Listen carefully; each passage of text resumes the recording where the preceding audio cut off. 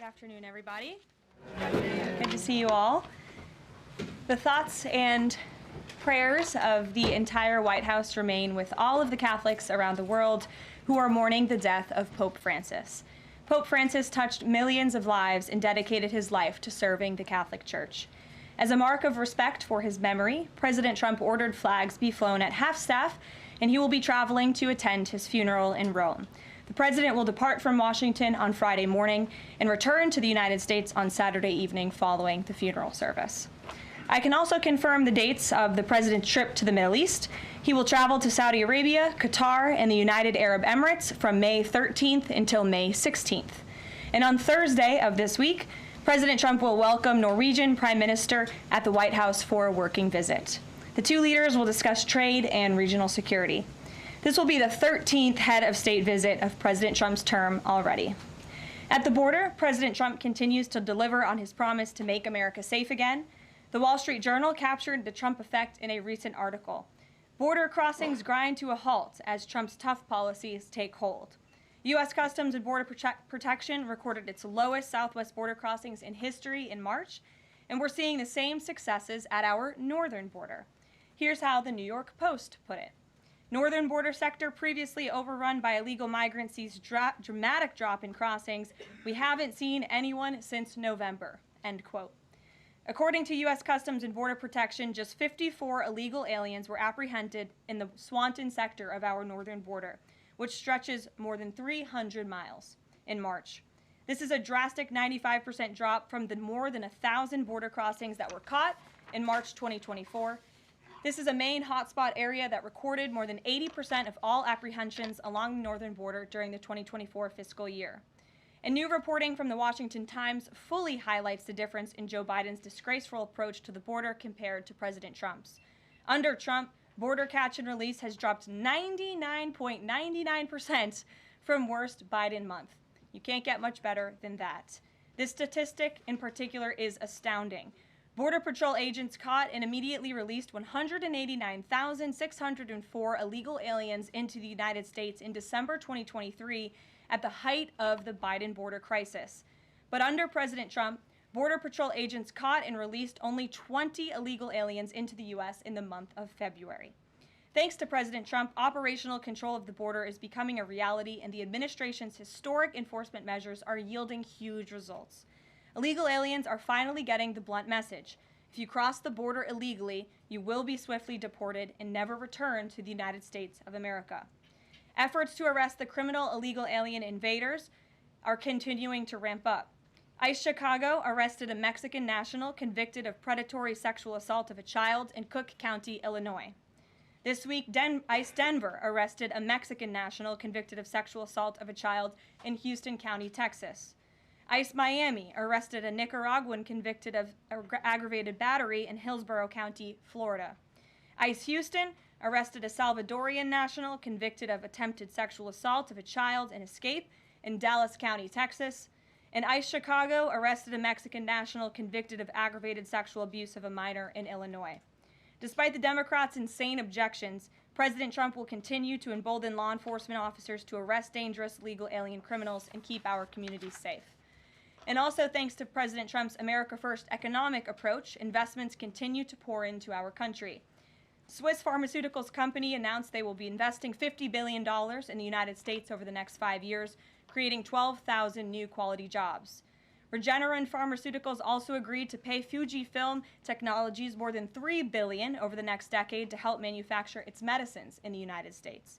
It's a top priority for President Trump to ensure we are producing critical medicines and pharmaceutical drugs right here in America, and that is exactly what we continue to see happen every day.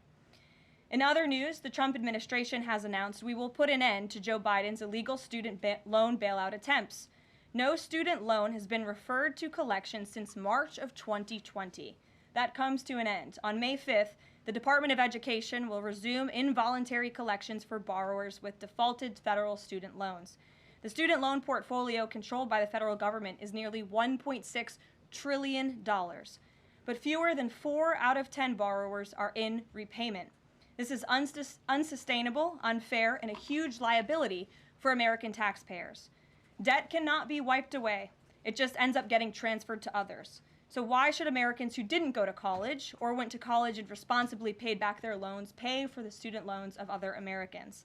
The Trump administration will never force taxpayers to pay student loan debts that don't belong to them. Student loan borrowers need clarity, and we're finally giving it to them. Borrowers will now be clearly expected to repay their loans, and those who default on their loan obligations will face involuntary collections.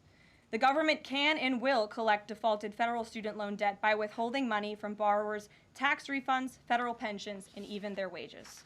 America is $36 trillion in debt. We must get our fiscal house in order and restore common sense to our country.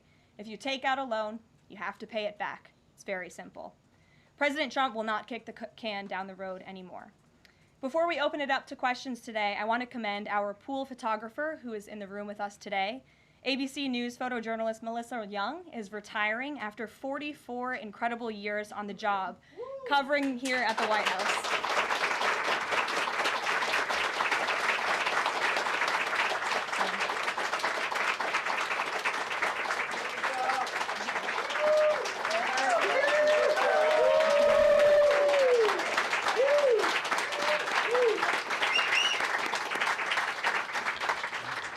Melissa, congratulations. You have the largest round of applause I've ever heard in this room. So there's something we can all agree on, and you've had an incredible career here covering the White House. So congratulations to you, and we hope you enjoy retirement. I'm sure you will. And everybody else in the room will be very jealous of you as you're enjoying your rest. All right, let's get to it. We have an individual in our new media seat today. His name is Tim Pool. He's a political commentator and a media entrepreneur with millions of followers, a very big platform. Currently hosts Timcast IRL, a daily news and discussions show, and The Culture War, a weekly podcast exploring cultural and political issues. His programs feature in-depth conversations on topics such as free speech, censorship, identity politics, and societal change, often engaging with a diverse range of guests. He's in Washington today because we are also hosting a local media row across the street in the Eisenhower Building, which is a testament to our commitment to bring new voices into the White House to cover the president and this administration. So, Tim, why don't you kick us off today? Yes.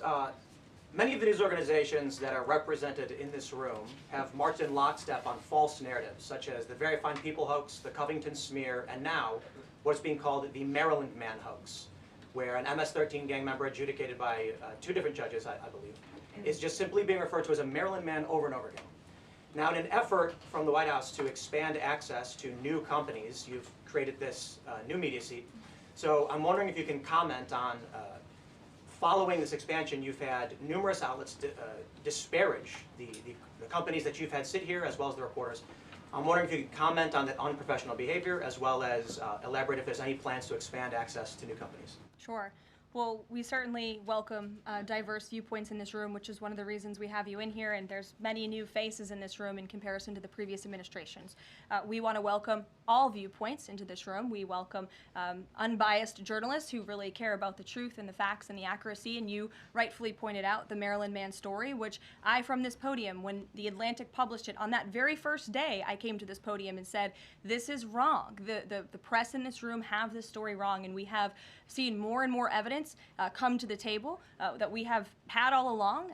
We were always right. The president was always on the right side of this issue to deport this illegal criminal from our community. And it is despicable to see the media continue to refer to this individual as someone who is just a peaceful man living his life in Maryland. This was and always has been an illegal criminal, an MS-13 gang member, and a designated foreign terrorist. And the administration maintains our position to deport these individuals from our communities. So thank you for being here, Tim. It's great to see you. Thank you. Dasha, why don't you kick us off? Thank you, Karoline. You're welcome. I really appreciate it. I have two questions, one on the Pentagon and another on the economy. You said on Fox News that the entire Pentagon is working against Secretary Hegseth, but the people who were fired were Hegseth's own guys. So how do you square that, and what do you say to concerns that that's bad management? They were Pentagon employees who leaked against their boss to news agencies in this room, and it's been clear since day one from this administration that we are not going to tolerate individuals who leak to the mainstream media, particularly when it comes to sensitive information. And the Secretary of Defense is doing a tremendous job, and he is bringing monumental change to the Pentagon. And there's a lot of people in this city who reject monumental change, and I think, frankly, that's why we've seen a smear campaign against the Secretary of Defense since the moment that President Trump announced his nomination before the United States Senate. Let me reiterate, the President stands strongly behind Secretary Hegseth in the change that he is bringing to the Pentagon, and the results that he's achieved thus far speak for themselves. Is there an FBI investigation into the leaks? The Secretary said that these people would be prosecuted, so is the FBI investigating? You'd have to ask the FBI, you have to ask the Department of Justice on what they plan to do, but certainly we take leaks with the utmost seriously across this administration. You've seen people fired from the Department of Homeland Security. The President has made it clear it's an unacceptable behavior. And on the economy, Caroline, Peter Navarro said that it's perfectly possible to do 90 deals in 90 days. We haven't seen one just yet. How soon might we see a deal, and what evidence can you share that progress is being made in these trade negotiations? Sure. Well, I spoke to our entire trade team this morning. There is a lot of progress being made. We now have 18 proposals on paper that have been brought to the trade team. Again, these are proposals on paper that countries have proposed to the Trump administration and to our government. You have Secretary Bessent, Secretary Lutnick, Ambassador Greer, NEC Director Hassett, and Peter Navarro, the entire trade team, meeting with 34 countries this week alone. We are moving at Trump speed to ensure these deals are made on behalf of the American worker and the American people. And just yesterday, it seemed to get a little bit lost in the news, and I think it's a disservice to the American public that it did. The Vice President announced terms of reference for a trade deal with India. That is a big deal. We know when we look at the numbers, the monetary trade barriers and the non-monetary trade barriers from India, they have been ripping off the United States and American workers for a very long time. So the fact that the Vice President with Prime Minister Modi on that trip in India announced these terms of reference, which is essentially a framework to move the ball forward to sign a good trade deal between our two nations, is great progress, and it speaks to the work ethic and the real labor that's being put into this effort by the President's trade team. Sure. Go ahead. The proposals that you talk about, is that enough to extend the pauses on these reciprocal tariffs, or does the President need to see, these deals inked and signed to offer any sort of additional extension beyond the 90 days? Well, look, ask me in July when the deadline hits. I know I'll be answering those questions from all of you in this room. There's a lot of time left, and the President's trade team is working, again, at Trump speed as quickly as they can to ensure that these deals can be made. Are any of those conversations yet with China happening? I actually do have something to share on that. I asked the President about this before coming out here, and he wanted me to share with all of you that we're doing very well in respect to a potential trade deal with China. As I mentioned, there have now been 18 proposals in more than 100 countries around the world who are wanting to make a deal with the United States of America, and the President and the administration are setting the stage for a deal with China. So we feel everyone involved wants to see a trade deal happen, and the ball is moving in the right direction. Sure. Setting the stage for a deal with China, what does that mean? Has the President spoken directly with Xi yet? I don't have anything to read out on a direct talk between the President and President Xi, but we will continue to keep you updated. And Secretary Bessent reportedly today told investors that this trade standoff with China he expects will be de-escalating soon because, as he described it, reportedly the situation is unsustainable. Is the President considering taking steps to de-escalate the situation with China? Again, I just read you words directly from the President of the United States. Those are moments ago. That's where his head is at right now. Caroline. Sure. Caroline, I had two questions, one on immigration and one on China. First on immigration. Roughly how many illegal immigrants and aliens do we have in our country, and how many does the administration plan on deporting? Sure. Well, you'd have to ask the Department of Homeland Security for a specific number, but we suspect it's definitely in the millions, perhaps upwards of 20 million people that were allowed into the country illegally by the previous administration. And the President and his team are focused on deporting as many as we possibly can, and they are moving as quickly as possible. The President's team has made it clear we need more funding from Congress to do more. We need more ICE agents out on the ground doing this very important work. And we also need rogue district court judges to stop acting as judicial activists, trying to block the administration from deporting illegal criminals from our nation's interior. Absolutely. The American public elected the president to do this, and he's following through with that And promise. we have over 250,000 Chinese nationals in our country right now on student visas. Does the administration believe there's any national security concern when it comes to those over 250,000 Chinese nationals in our country? Well, as you know, when it comes to foreign visas, the Secretary of State has the right to revoke visas of those who we feel are acting in a adversarial way to our foreign policy interests here in the United States. He has that authority according to the Immigration and Nationality Act. So I would defer you to the State Department for any individual case, but they are looking at individuals who are given the privilege of being on a visa in our country, and if they are acting, again, adversarial to our foreign policy interests, their visa can be revoked, and they should be aware of that. Sure, go ahead. Yes, I'm calling on you. Thank you, Caroline. You're welcome. Over the last few weeks, several countries have warned their citizens about travel to the U.S., and the Department of Commerce's own stats know that show that from a lot of countries, the number of visitors is falling. Does the White House have any message for people that might be reconsidering business or tourism travel to the U.S.? Where did you see that report? With the statistics coming from the Department of Commerce, Said what? It's That- hard to hear you. sorry. Sorry. that visitors from a lot of countries have fallen in the last 3 months. I'd have to look at that report to comment on the merits of it. I think most people around the world recognize the United States of America is a great place to do business. It's a beautiful place to visit, and they should certainly come here because it's a much safer country than it was 4 years ago under the previous president. Libby, good to see you. A question about this upcoming announcement from HHS to ban food dyes. During the first week of the administration, the FDA announced that it's pulling its plan to ban menthol cigarettes. So 2 questions for you. How do you square a ban on menthol cigarettes being pulled and then announcing this ban on food dyes? And then how does the president feel about this upcoming ban that RFK is going to announce? Sure. Well, look, the Secretary of Health and Human Services, the president nominated him because he trusts him to make this country healthy again. It's not just a slogan, it really is a movement that has broken ground across the country. There's millions of people who believe in RFK Jr., Secretary Kennedy, and what he's doing. I don't want to get ahead of HHS with this historic announcement later and the details of it, but obviously the Secretary feels that he has reason and evidence to announce the ban on artificial dyes later, and I'll let him speak to that this afternoon. Phil. The president started the process of reclassifying more than 50,000 federal employees as Schedule F. We've already seen him march through a number of government agencies. I'm curious, should we expect mass firings, or is this a case-by-case approach, a scalpel or a sledgehammer?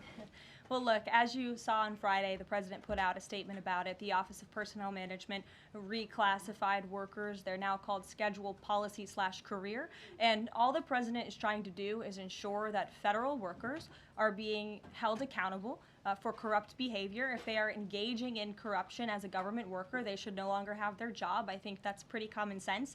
He also believes that bureaucrats should be acting in accordance to the will of the American public, who duly elected this president. Not just this president, but all future presidents. If you work for the government, you should be adhering to the will of the American public and advancing the administration's goals and interests. And if you are not doing that, then you should go find another job whose interests you align with. So as for specific firings, I would defer you to the specific agencies, but the president in this move and Office of Personnel Management, it will make it easier to get rid of rogue bureaucrats who are engaging in corruption. And then another quick question about Sure. Google, real quick. A federal court ruled last Thursday that Google's dominance of online advertising and ad tech markets violated U.S. antitrust laws. I know the president has spoken to a number of folks in big tech, and Google's CEO was even at his inauguration. I'm curious, what is the president's reaction to that court ruling? I'll have to ask him, and I'll get back to you, Phil. Thank you, Caroline. You're welcome. John. Thanks a lot, Caroline. Some economic questions for you. Kevin Hassett has been a key economic advisor to the president in both of his terms. In 2022... And he still is. And he still is. He was just in my office. Absolutely. In 2022, he said that the independence of the Fed is super important. That's a direct quote. Is that something that the president subscribes to? Does he still believe in the independence of the Federal Reserve? Well, look, I think the president has made his position on the Fed and on Powell quite clear. The president believes that they have been making moves and taking action in the name of politics rather in the name of what's right for the American economy. The president has the right to express his displeasure with the Fed, and he has the right to say he believes interest rates should be lower. He believes Americans should be able to borrow money cheaper than they currently are right now. And I also spoke to Kevin Hassett about the Fed as well, and he has called into question the Fed's independence and whether they are actually doing things, again, out of the best interest of the economy, or are they doing it for partisan reasons. The president wants to see interest rates lower. He has made that quite clear. We've also seen, Sure. if I may, I'm sorry, one more, Caroline, just about, I said 2 economic questions, about the dollar. We've seen the dollar at multi-year lows versus the euro and other currencies around the world. Is it the administration's policy for a strong dollar? How does it view the dollar versus other currencies around the world? The president wants to see the dollar remain as the world's reserve currency for our long-term fiscal stability and our economic growth. He's been quite clear about that. Sure. 2 questions. And then to the woman behind you, who I haven't seen before, welcome. Go ahead, Mary. Earth Day and then the Supreme Court, if that's okay. That's right. It's Earth Day. Yes. Happy Earth Day, everyone. I saw the president truthing about the garbage pileup from China in the Pacific, and then I believe Lee Zeldin is headed to San Diego to investigate the pile of sewage from Mexico. Can you speak to what the White House has planned for Earth Day and anything in that arena? Sure. I do have points from the EPA. Administrator Zeldin's doing a fantastic job, and they are always sharing their accomplishments with the White House, which we very much appreciate. He will be traveling, I believe he's in California today, for sewage situation. Here you go. Administrator Zeldin met with his Mexican counterpart to discuss steps Mexico needs to take to ensure the water entering the United States is clean and safe. And he's holding a press conference in San Diego today with elected officials and local stakeholders on the Tijuana River sewage crisis. I would also add from the president himself, he has always maintained he wants America to have the cleanest air and the cleanest water.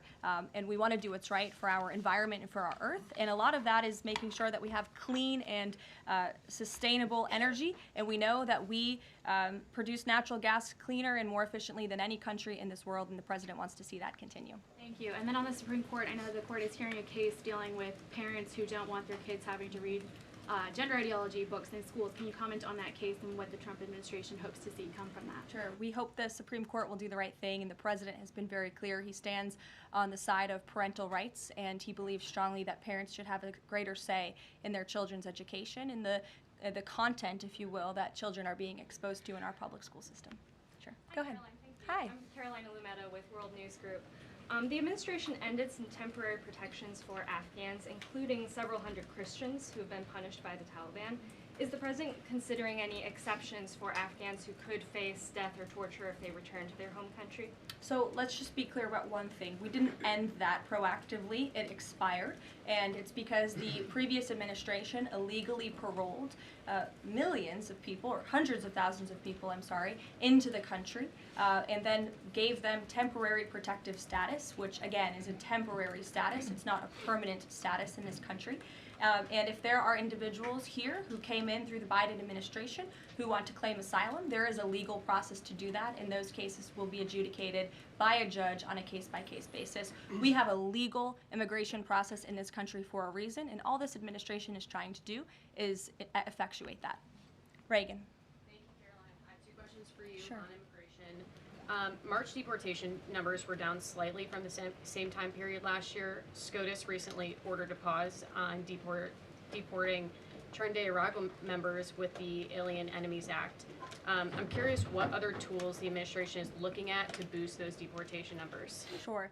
Well, we are obviously complying with the court's order. However, it was a temporary pause. The Supreme Court basically said, sit tight, and they will follow up with an order, and we're confident that the Supreme Court will rule on the side of law and recognize the president absolutely has the executive authority to deport foreign terrorists from our nation's interior under the Alien Enemies Act.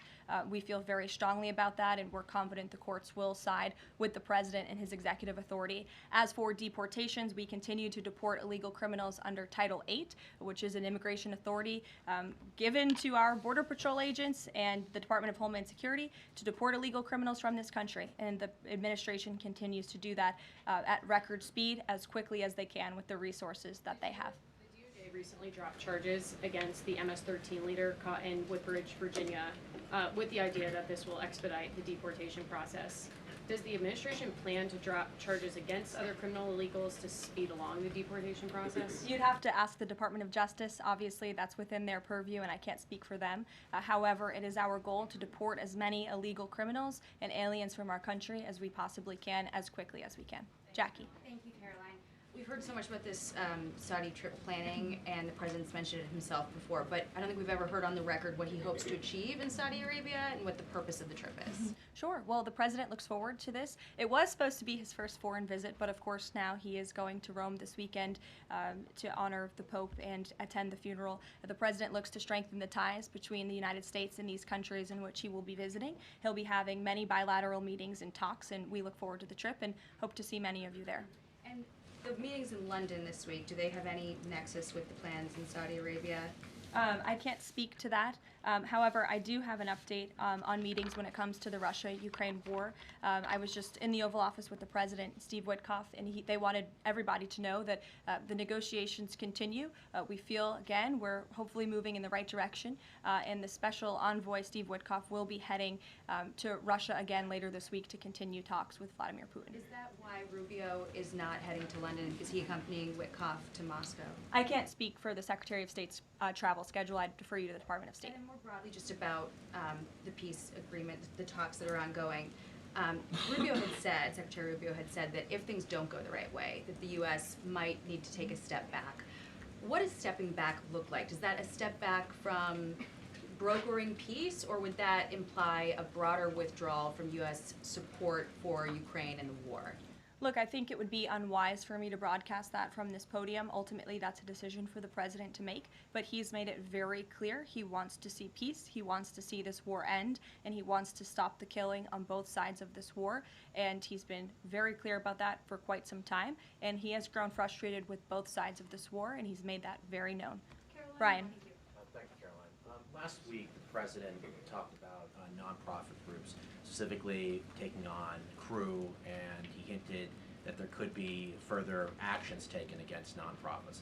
Does the White House have any plans for any sort of actions against NGOs, nonprofits, or other similar groups? Is any of that coming up? Is that being worked on at this time? I'll have to check in with our policy team and get back to you.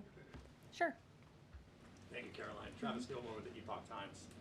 Are some colleges using taxpayer funds to further political agendas? And what is the administration's response to Harvard's lawsuit? Sure. Well, the president has made it quite clear that it's Harvard who has put themselves in the position to lose their own funding by not obeying federal law. And we expect all colleges and universities who are receiving taxpayer funds to abide by federal law. It's quite simple. And the president made it clear he's not going to tolerate violations of federal law. He's not going to tolerate illegal harassment and violence towards Jewish American students or students of any faith on our campuses across the country. And so we will be responding to the lawsuit in court. And again, it's quite simple. If you want federal dollars, obey federal law. And just a quickly follow up on China. Any response to reports that China is targeting U.S. trade allies with potential retaliatory measures for supporting U.S. agendas? I think the numbers and the sheer number of countries that have reached out to the United States and reached out to this administration to cut good trade deals speak for themselves. The entire world knows that they need the United States of America and they want to do business here, and so we'll stay focused on cutting good trade deals on behalf of the American worker. Stephanie. Thank you, Caroline. Can you give us any additional details from the president's call with Netanyahu today? I did speak to the president about it. It was a good call. They spoke particularly about Iran and the negotiations that are underway with Iran and the United States. And the president has made it very clear repeatedly, but I'll reiterate, there is no daylight between the United States of America and the state of Israel. He stands strongly behind our ally. He's made it quite clear when it comes to Iran that we want to see a deal, and Iran has a choice to make. But the president has also made it very clear, and he reiterated that in his call with Prime Minister Netanyahu today about the need for Iran to never obtain a nuclear weapon. I do have one more bit of news that I would like to share with all of you. Just give me 1 second to find it. And it's in regards to the terrorist attack that took place in India earlier today. The president has been briefed by the National Security Advisor, and he's being kept up to speed as more facts are learned. What we know already is dozens were killed and even more were injured in a brutal terrorist attack in a popular tourist location in South Kashmir. President Trump will be speaking with Prime Minister Modi as soon as he possibly can to express his heartfelt condolences for those lost. And our prayers are with those injured and our nation's support for our ally, India. These types of horrific events by terrorists are why those of us who work for peace and stability in the world continue our mission. So we'll give you a readout of that call later this afternoon. There's a lot of work to be had. You may hear from the president later this afternoon as well, and we'll see you all later. Thank you. Were any Americans among those